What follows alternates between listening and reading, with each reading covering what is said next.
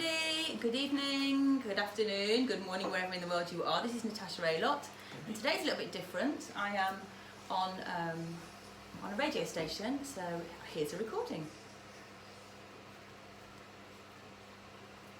Well, that's a fun Christmas song, that one is. I don't think there's any great deep meaning in it, but it's a great fun Christmas song, and Merry Christmas to everybody. Merry Christmas. And we have our guest with us tonight, Natasha Aylott. She's now with headphones on, sitting ready to talk.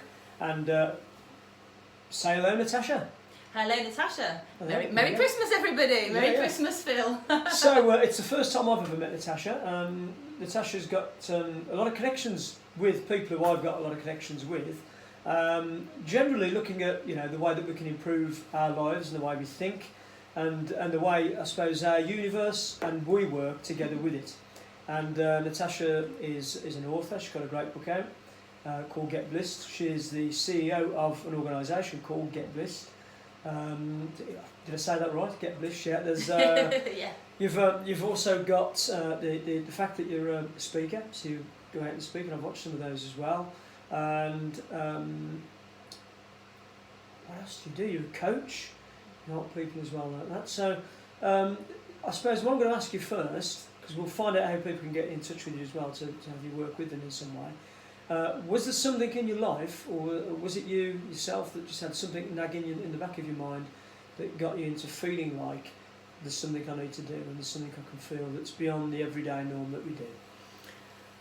Yeah, good question, Phil. I think there's always a trigger, isn't there, for people, and usually it's not a pleasant one, and that was the same for me, really. It wasn't something that was a physical thing. It was much more psychological, and it was all really around stress. So about 13 years ago, when I was changing my daughter's nappy, I was running a company, and I was changing my daughter's nappy.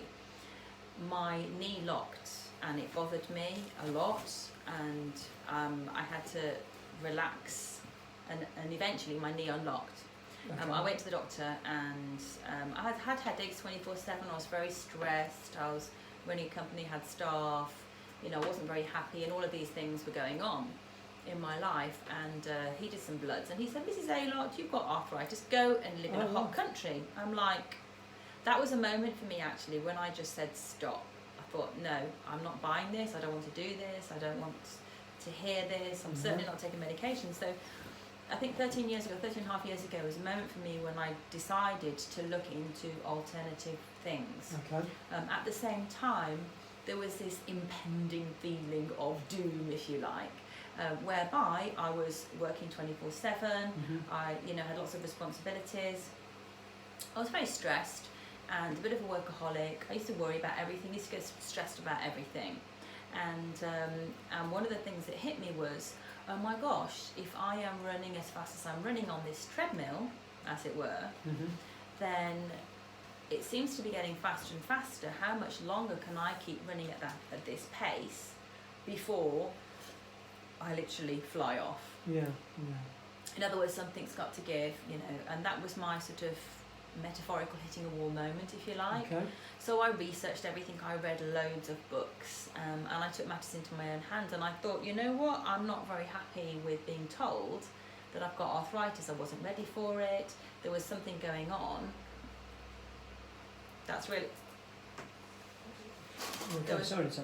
crackly. That was really crackly in my ear, sorry. There's a bit of a technical problem at the moment, so anybody who's seeing John on our film, this is being filmed this evening, walk around, he's just trying to solve a problem with the headphones. Yeah, it's okay. It's okay. My apologies. No, it's all right. And the show must go on, yes, as they say, yeah. So I changed my diet, and I went to see my reflexologist, who recommended a craniosacral therapist to me, and I had several treatments, after which I literally, on my second treatment with my craniosacral therapist, a beautiful lady called Judith Grace, who is no longer in this country. She moved back to Canada. She was 70 when I first met her, and she was absolutely an amazing woman. I had 2 sessions with her, and I got back in my car after the second session, and what really hit me was how I felt. And I didn't do my usual, jump in the car, start the engine, get back to the office. I sat in the car, and I paused, and one of the things that really hit me was how I felt, and how I felt was amazing. So the headaches had gone, I wasn't feeling stressed, I wasn't feeling anxious, I was really feeling 100% happy and relaxed and calm. And it felt as if I'd just been on a 2-week holiday. So I knew that there was something that was going on that wasn't out of my control, if you like. Yeah. And so the exploration for finding out what's really going on, what's underneath it, continued for me. And since that time, 13 and a half years ago, I've had no pharmaceutical medication whatsoever. Wonderful. Not even a paracetamol. I've changed my diet completely. I stopped drinking alcohol. I do actually drink alcohol now, but for I think it was about 8 years I didn't drink alcohol. Okay. I had no beef, no pork, no sugars, no salt, no lemons, limes, oranges, pineapples, tomatoes, and all of this kind of stuff. And then I've reintroduced things gradually. Recently I've just decided to turn pescatarian. So about 7 or maybe 8 weeks ago, just stopped eating meat. It'd been gradual. I'd stopped eating pork 13 and a half years ago, and I couldn't eat it now. It was you notice big differences? Huge. Oh yeah, huge. And since I've taken out meat, because meat isn't what it used to be, you know, the meat that we used to eat years ago was, you know, from the farm. It was fresh, proper. And now it's full of hormones. It's full of steroids. It's full of sometimes, you know, antibiotics, all kinds of things. Which becomes us, because we're exactly, and whatever goes into the animal comes into us. Yeah. And so even in the last 7 or 8 weeks, by just making that slight alteration to my diet, and I've cut things out, I cut pork out, I'd cut chicken, I'd cut turkey out. I love lamb, I love duck, and I'm like, oh, I don't know if I'll ever eat them again, but right now the answer's no. Okay. But it was my body that was telling me not to eat them. So I remember doing a roast chicken dinner for my children last year, maybe about a year ago, and I went to serve it, and my kids love this, and I was like, I actually don't want to eat this. My body was telling me just don't eat it. Did you want to eat it, or could you just feel? Well, I could smell it. It smelled lovely. Oh, it smelled lovely. It didn't feel wrong. It didn't smell wrong. It was just. No, it was lovely, but I just didn't want to eat it. Well, something just twisted inside of me. No, don't have it. So I didn't have it. And actually, I feel lighter, I feel younger, I feel more energised, and I feel much more focused and clear. Yep. So, you know, it dumbs down things. I'm not saying all food, but certain food that we eat dumbs down things. Yeah, and it's not just your food. I mean, it's a whole holistic approach. Yeah, absolutely everything. Yeah. So, you know, when I see my clients, and you're right, and thank you for your introduction. Yes, I'm the author of Get Blissed, and that's also my business. I do mentoring and coaching. I do mentoring mainly in high schools, and I've done some workshops in high schools as well. I do a combination of, or practice a combination of mentoring and coaching. It isn't just one thing, because sometimes I'll sit and listen, and sometimes I'll be like, you know, bit of kick-ass coaching here, bit of fearless coaching, as I call it. And most of my clients are busy professionals, CEOs, doctors, lawyers, you know, people with big responsibilities, and you know, they hit a metaphorical wall or a physical wall or something. They can't quite find their way to where they're going next, and they're probably very involved in what they do. Oh, 100%, and they're very, very intelligent people, very successful people, you know, juggling a lot of plates, and you know, but something's not quite right. And that point for me 13 and a half years ago was when I realised there was more, there was something not quite right. And the first book that I read, which was actually given to me by my financial advisor of all people, who I'd known him for 16 years, he was an absolute guru, an amazing, incredible guy. Clive Naylor, if you're out there, you know who you are, right? I've heard that. And he gave me the title of this book, and it was The Power of Now by Eckhart Tolle. And I'm like, and this little piece of paper stayed in my bag for about 3 months. And then I thought, hold on a second, you know, you've been given this title of the book for a reason. So I got the book and I read it, and I was like, wow. It's one of those books, isn't it, that grabs you?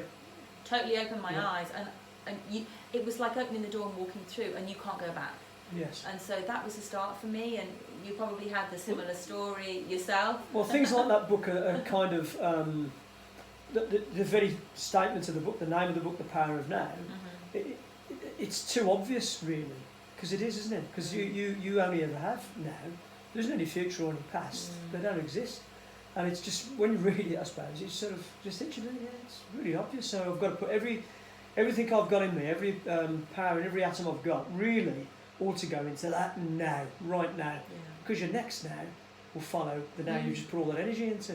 So whatever you're feeling or thinking in your current now and what you're doing in that current now has to carry on and follow on. So I thought it was a really important book. I thought it was a great book. But he's a bit of a character, isn't he, Eckhart Tolle? It's just incredible, isn't he, really? Yeah, that was the first of about 60 books I've read since then. And I'm not an avid reader, really, but now it's like I have this insatiable appetite. You just can't help it. Yeah, exactly, and there's so much more to learn. And you know, as Eckhart Tolle says, you know, if you live to be 1,000 years old, you will never learn everything you want to learn or do everything you want to do. So you have to make choices, you have to make decisions. And going back to the point of now, being really present in the moment, it's been such an important lesson for me and many of the people who are around me, because the truth is, when you are worrying about the past, as I used to worry about everything, that can lead to depression. Oh, yeah. Because you cannot change what's happened, but you can change how you feel about what's happened. So one of the things I take people through is, you know, if something bad has happened in the past, something that they really are struggling with and it's keeping them stuck and pulling them back, change how they feel about it, and learn to let go and learn to forgive and learn to accept and learn to, you know, release the emotional charge around that. Yes. The other thing is, like, the future. People, you know, they stress about the future, they get really anxious and what have you. And if you are thinking about tomorrow, which hasn't happened, or next week or next month or next year, again, you're missing the now. Yeah, absolutely. And you're causing yourself anxiety. And certainly, you know, within this era that we're living, mental health awareness is such a huge topic. There's just so much happening though, isn't there? There's always so much. Yeah. And none of it really... I mean, I suppose we have to... if you're not aware of how your mind's going to work, if you're not going to get aware of that, this can seem really, really crazy. So you probably your options could be to go crazy, or to just kind of follow what you do and blank as much as you can out, and look to the future and worry about the future, because it don't look so good now, and anything you've done in the past is going to nag at you. So one way or another, and you obviously help people to do this, and something I love is working out a way of making your mind your friend and being kindly in charge of it, so it kind of does what it's told. Just because it's always doing what it's told, it's just that you don't know what you're telling it, is how I look at it. I'm not saying that you don't, or I don't, or anybody doesn't, but generally, because we've got so much happening and so much to consider, we're thinking things without any thought, really. It's not really thought, it's just blah, blah, blah, blah, blah, blah, it's going on. And your mind's going, all right, I'll do that then, I'll do that then, I'll do that then, I'll do that then. And it's leading you into all kinds of stuff. And you obviously help people with that kind of thing. Yeah, it's that mental turmoil. You know, you need to, like you say, you need to. It's like an errant child. You need to learn to flex that mental muscle. And just because you can't see it doesn't mean to say it doesn't exist. You know, I say to people, or they say, oh, they've got all these thoughts running around in my head. Well, me too, right? Yeah. We all have. Everybody's got between 60 and 120,000 thoughts a day. It's incredible. And 60% of those are the same as yesterday. Yep. So it's like, wow, what a waste of time. And many of them aren't necessarily deliberately negative, but they're quite often pretty negative, really. Yeah, and then, you know, it's like going to the gym. If you want to have a lovely six-pack or, you know, bikini body for the summer, you can't expect to go to the gym once. No, you have to keep doing it. You've got to keep doing it. And it's all about, you know, developing new daily habits and habits that serve you, and having daily practices and make little tweaks and changes. This isn't like massive stuff that we're doing. These are little baby steps. Yeah. Because it's accumulative. You know, if you want to walk 1,000 miles, the best thing to do is to start by walking straight away. If you haven't walked for a long time, go and walk 10 minutes and then come back and then do 15 minutes the next day, you know, and that's how it works. Exactly. So this is one of the processes that I help take people through. Fantastic. And learn to be, you know, really present and be mindful, because you're battling with the conscious mind and the subconscious mind, and we think we're conscious all the time, but the reality is that we're only conscious like 5% of the time. The 95% of the rest of the time, the subconscious mind is in control. And that is because of the habits that have been built up from the age of 0 to 7, actually before 0, the last trimester of pregnancy, up until the age of about 7. And these patterns are literally repeat throughout your lifetime. So you have to look at those patterns and look at those habits and say, I don't agree with this, or question them. One of the chapters in my book is question, challenge and change. Not just for yourself, but for everybody. And I say to people, don't believe anything anybody ever says to you, including what I say to you, unless or until it's true for you. Absolutely. You just said that you've got to question, well, what you're doing is really you're questioning yourself and what you're thinking. and we're very well trained in a roundabout way, but also by our parents probably, to focus outside, always outside. So we're always taking in what somebody else thinks or what somebody else does, and then living our life by that. And that's something that really has to change. I'm going to play a song, which is something you've chosen. We'll carry on talking afterwards, which is a fantastic song. I'd never really looked at the lyrics before until you mentioned this, but it's wonderful lyrics in this song, really lovely. It's by Annie Lennox, and it's called Why. Right. It's, I've I've got no, what it was.